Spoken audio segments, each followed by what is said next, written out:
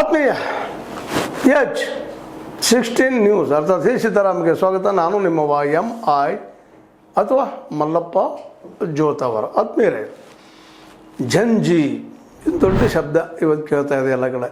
ಅದರಲ್ಲೂ ಇವತ್ತಿನ ನೀಟ್ ಮತ್ತು ಅದೇ ಕಾರಕ CBSE ಸಿಲೆಬಸ್ನ ವಿದ್ಯಾರ್ಥಿಗಳು, ಅದು CBSE ವಿದ್ಯಾರ್ಥಿಗಳು ಅವ್ರಿಗೆ ಅಂತ ಅನ್ಯಾಯಕ್ಕಾಗಿ ಪ್ರತಿಭಟನೆ ಸ್ಟಾರ್ಟ್ ಮಾಡಿದ್ದಾರೆ. ಈಗಾಗಲೇ 18 ಜನ ಸೂಸೈಡ್ ಮಾಡ್ಕೊಂಡಿದ್ದಾರೆ ನೀಟ್ ಎಕ್ಸಾಮ್ ಸಲುವಾಗಿ ಅಂತೇಳಿ ಸುದ್ದಿಗಳು ಇದ್ದಾವೆ, ವಾರ್ತೆಗಳಿದ್ದಾವೆ.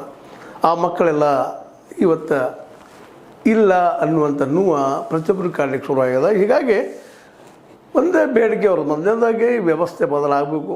ನೀಟಿದ್ದು ಪೇಪರ್ ಲೀಕ್ ಹಾಕ್ಕೊಡೋದು, ಎಕ್ಸಾಮು ಆಗಿದ್ದಾವೆ. ಈಗ ಆ ಸುದ್ದಿ ಅಂತೂ ಇಲ್ಲ, ಎರಡನೇ ಸಲ ಆದದ್ದು. ಆದರೆ ಈ ನಡುವೆ ಈ ಒಂದು ಏಕಾಏಕಿ ಪೇಪರ್ ಲೀಕ್ ಆಗಿದ್ದಕ್ಕಾಗಿ ಶಾಕ್ನಿಂದ ಅನೇಕ ಕುಟುಂಬಗಳು ಗಾಬರಿಯಾಗಿ ತಮ್ಮ ಮಕ್ಕಳನ್ನು ಉಳಿಸ್ಕೊಳ್ಳೋದ್ರಲ್ಲಿ ಹೆಚ್ಚಾಗೋಗ್ಬಿಟ್ಟಿದೆ. ಯಾಕಂದ್ರೆ ತಾವು ಒಳ್ಳೆಯ ಪೇಪರ್ ಮಾಡಿದ್ದೀವಿ, ಮತ್ತು ಮರಳಿ ಅದನ್ನು ಪ್ರಯತ್ನ ಮಾಡೋದು, ಮತ್ತು ಎಕ್ಸಾಮ್ಗೆ ತಯಾರಿ ಮಾಡ್ಕೊಳ್ಳೋದು, ಮತ್ತು ಕೋಚಿಂಗ್ ಸೆಂಟ್ರಿಗೆ ಹೋಗುವಂಥದ್ದು, ಅಲ್ಲಿ ಹೋಗಿ ಮತ್ತು ಕೋಚ್ ತೊಗೊಂಡು ಮತ್ತೆ ಬರೆಯುವಂಥದ್ದು, ಇವೆಲ್ಲ ಒಟ್ಟಿನಲ್ಲಿ ಪ್ರತಿ ವರ್ಷ ನಡೀತಾ ಇದೆ. ಇದೆಲ್ಲ ಪೇಪರ್ ಲೀಕ್ ಆಗುವಂಥದ್ದು. ಮತ್ತೆ ನೋಡಿರಿ, ನಿನ್ನೆನೇ ಸಂಡೇ ದಿವಸ 2 ದಿನ ಮೊದಲ ಮಹಾರಾಷ್ಟ್ರದಲ್ಲೂ ಮತ್ತೆ ಪೇಪರ್ ಲೀಕ್. ಇಂಥ ವ್ಯವಸ್ಥೆ ಬಂದಾಗಲೇಬೇಕು ಅನ್ನೋ ದೃಷ್ಟಿ ಇಟ್ಟುಕೊಂಡು ಒಂದು ಹೋರಾಟ ಸ್ಟಾರ್ಟ್ ಆಗಿಬಿಡ್ತು. ಅದು ಜಂಜಿ. ಅದಕ್ಕೆ ಇಂಡಿಯಾದಲ್ಲೇ ಅದು ಯಾವುದೋ ಸಂದರ್ಭದಲ್ಲಿ ಯಾವುದೋ ಗಳಿಗೆಯಲ್ಲಿ ನಮ್ಮ ಸೂರ್ಯಕಾಂತ್ ಅವರು CGI ಏಕ್ದಮ್ ಸಡನ್ನಾಗಿ ಕಾಕ್ರೋಚ್ ಶಬ್ದ ಬಳಸಿದ್ರು.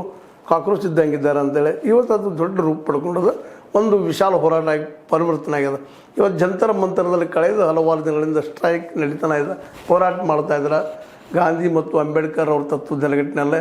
ಅದರಲ್ಲೂ ಅಭಿಜಿತ್ ದೀಪ್ಕೆ ಪೂರ್ಣ ಪ್ರಮಾಣದಲ್ಲಿ ಅದು ಇನ್ವಾಲ್ವ್ ಆಗಿದ್ದಾರೆ. ಹೀಗಾಗಿ ಇದು ದಿನಕ್ಕೆ ಬೆಳೀತಿರೋದ್ರಿಂದಾಗಿ ಅದರಲ್ಲೂ ಯೂತ್ ಹಳೇ ಜನ 17 ವರ್ಷದಿಂದ 29-30 ವರ್ಷ ಒಳಗಿನ ಹುಡುಗರು ಇಡೀ ದೇಶ ತುಂಬ ಪ್ರಶ್ನೆ ಮಾಡ್ತಾಯಿದ್ದಾರೆ. ಯಾಕಪ್ಪ ಪೇಪರ್ ಲೀಕ್ ಆಗ್ತದೆ, ಏನು ಕಾರಣ, ಯಾರನ್ನು ನಾಶ ಮಾಡೋಕ್ಕಾಗಿ ಅಂತ.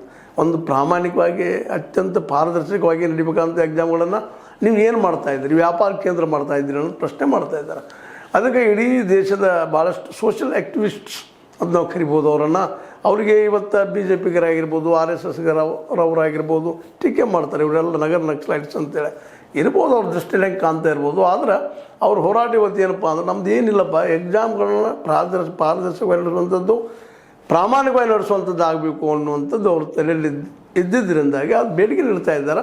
ಅದು ಇವತ್ತಿನವರೆಗೂ ಆ ಬೇಡಿಕೆ ಈಡೇರ್ತಿಲ್ಲ. ಕಾರಣ ಅವರು ಇವತ್ತು ಶಾಂತ ರೀತಿಯಿಂದ ಅಹಿಂಸಾತ್ಮಕ ಹೋರಾಟಗಳಿದ್ದಾರೆ. ಅದರಲ್ಲೂ ನಿನ್ನೆಯಿಂದಂತೂ ಈ ದೇಶದ ಅತ್ಯಂತ ಒಬ್ಬ ಪ್ರಭಾವಿ ಅನ್ನೋಕ್ಕಿಂತಲೂ ಒಬ್ಬ ಸೋಷಿಯಲ್ ಆ್ಯಕ್ಟಿವಿಸ್ಟ್, ವಿಶೇಷವಾಗಿ ಲಡಾಖ್ನಿಂದ ಬರುತ್ತಿರುವಂಥ ಈ ವ್ಯಕ್ತಿ ನಿಮಗೆ ಗೊತ್ತದ, ಸೋನಮ್ ವಾಂಗ್ಚುಕ್.